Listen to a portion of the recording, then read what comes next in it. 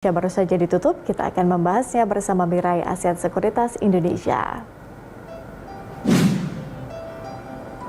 IHSG berhasil pertahankan level 6.400 dan untuk membahas prospek IHSG, kita telah bersama dengan Christine Natasha, analis ekuitas Mirai Aset Sekuritas Indonesia. Mbak Christine, terima kasih sudah bergabung bersama kami di Closing Market. Melihat pergerakan indeks harga saham gabungan pada hari ini, Mbak Christine, nampaknya ini adalah kabar baik, naik 2%. Ini seperti apa analisis dari Anda sebetulnya? Apa yang menjadi katalis positif kemudian indeks harga saham gabungan bisa bergerak di level 6.400? Ya, kalau saya lihat IHSG hari ini ditutup naik, mengikuti juga indeks saham di Asia yang dimana sejak pagi juga dibuka naik, dan ini juga mengikuti pergerakan indeks saham utama di Wall Street atau Amerika semalam, yang dimana menguat cukup tajam setelah hari sebelumnya itu turun, dan investor juga membeli saham-saham teknologi seperti Apple, Microsoft, dimana naik cukup signifikan, lebih dari 1% kemarin, dan juga ada saham Facebook yang naik juga cukup signifikan setelah aksi jual di hari sebelumnya. Dan kalau kita lihat foreign investor juga tetap positif terhadap Indonesia punya equity market dengan massive foreign inflow ke Indonesia equity juga masih berlanjut, dan kita melihat bahwa sejak kemarin, walaupun kemarin menurun ya, foreign net buy juga masih cukup signifikan sebesar 1,6 triliun, dan juga hari ini juga kita lihat di pasar reguler foreign juga masih masuk ke pasar Indonesia sebesar 2,9 triliun, di mana ini foreign inflow ke Indonesia juga masuk ke saham-saham perbankan, di mana saham-saham perbankan ini memiliki porsi yang market kapitalisasi yang cukup besar di IHSG gitu. Karena kalau saya lihat baru saja dilihat ada data-data mengenai bank, di mana pertumbuhan kredit bank dan juga pemulihan pertumbuhan pendapatan dari saham-saham perbankan mendukung para investor untuk think positif terhadap perusahaan-perusahaan perbankan gitu. Artinya prospeknya ke depan akan seperti apa, Mbak Christine, terkait dengan beli bersih asing ini? Apakah ini kemudian akan terus dipertahankan? Saya melihat memang ada optimisme terhadap IHSG, apalagi saat ini kalau kita lihat dari kasus COVID-19 harian Indonesia yang sudah turun cukup signifikan, dan juga kita menuju ke reopening yang lebih baik lagi setelah vaksinasi yang berjalan cukup baik selama ini. Dan kita lihat juga dari perbaikan fundamental perusahaan-perusahaan yang ada di IHSG, itu juga mendukung optimisme daripada investor. Dan karena perbankan itu memiliki porsi market cap yang cukup besar di IHSG, itu juga bisa menopang IHSG saat ini yang berada di zona hijau.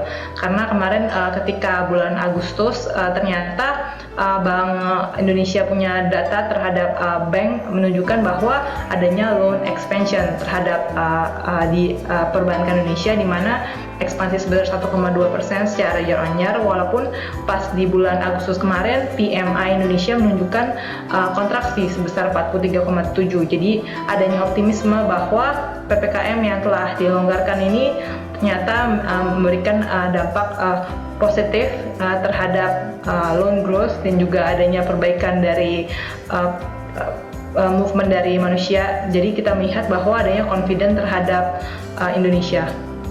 Oke, Mbak Christine, kalau kita lihat di sesi 1 saham industri melonjak 3% nih. Apakah ini merupakan efek domino begitu dari kenaikan harga komoditas atau pelonggaran PPKM? Seperti apa Anda melihatnya? Ya, kalau saya lihat untuk cross the industry juga saya lihat saat ini adanya ekspansi atau kenaikan dari saham-saham ya, ini karena didukung juga karena indeks kita juga menguat hari ini. Jadi saya lihat ya across the industry juga semua hari ini menguat gitu. Oke, sebaliknya Mbak Christine, untuk saham properti sendiri minus 0,2%. Apa sebetulnya pemicunya? Bagaimana Anda kemudian melihat prospek saham properti ini? Kalau saya lihat sih dengan saat ini ekonomi yang pelan-pelan dibuka, saya lihat saham-saham properti justru harusnya layak untuk dibeli. Walaupun saat ini saya lihat memang adanya aksi ambil untung ya terhadap saham-saham properti juga gitu.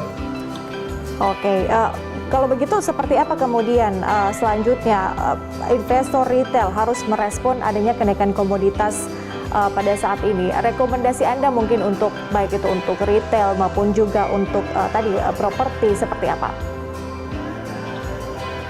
Kalau untuk saham-saham komoditi, saya lihat sih karena harga batubara yang terus naik ya. Kalau saya lihat, di mana ini juga mendorong saham-saham perusahaan batubara. Saya melihat ke depannya masih ada peluang untuk saham-saham batubara untuk meningkat.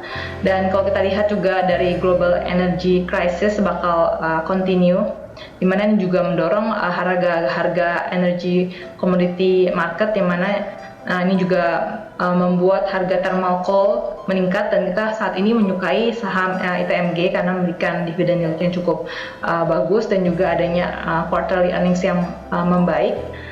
Dan kalau kita lihat untuk saham-saham seperti retailer, karena saat ini kalau kita lihat juga karena ada pembukaan dari ekonomi, terutama PPKM yang terus-menerus diperlonggar, saya lihat juga untuk retailers adanya perbaikan dari segi traffic terhadap mall. Kita lihat juga itu memberikan sentimen positif terhadap perusahaan-perusahaan retailer, dan kita menyukai Mitra Adi Perkasa karena itu adalah topik kita. Lalu kita juga suka LPPF atau Matahari Department Store.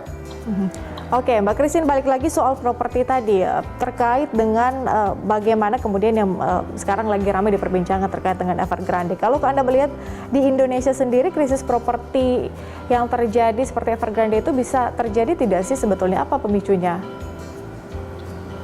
Kalau saya lihat sih untuk Indonesia saat ini masih cukup fine ya, karena kalau kita lihat juga pemerintah juga masih mendukung tentang properti di Indonesia, di mana pemerintah juga memberikan solusi terhadap PPN, dan juga kita lihat permintaan dari properti juga masih cukup bagus, terutama untuk properti yang dengan harga lebih murah, di mana properti di bawah 2 miliar gitu. Jadi saya lihat untuk saham-saham properti akan seperti Evergrande saat ini di Indonesia sepertinya belum memungkinkan gitu. Jadi saya lihat masih aman gitu.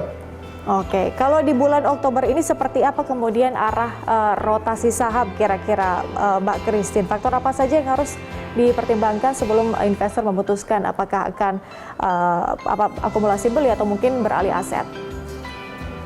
Kalau kita lihat, memang kalau untuk saham biasanya di bulan Oktober itu adanya peningkatan, karena setelah bulan September itu kan karena adanya penurunan, jadi biasanya bulan Oktober dan kita juga menuju ke fourth quarter, di mana biasanya ada window dressing juga, dan juga menuju akhir tahun yang di mana kita juga expect bahwa adanya perbaikan dari GDP kita di fourth quarter.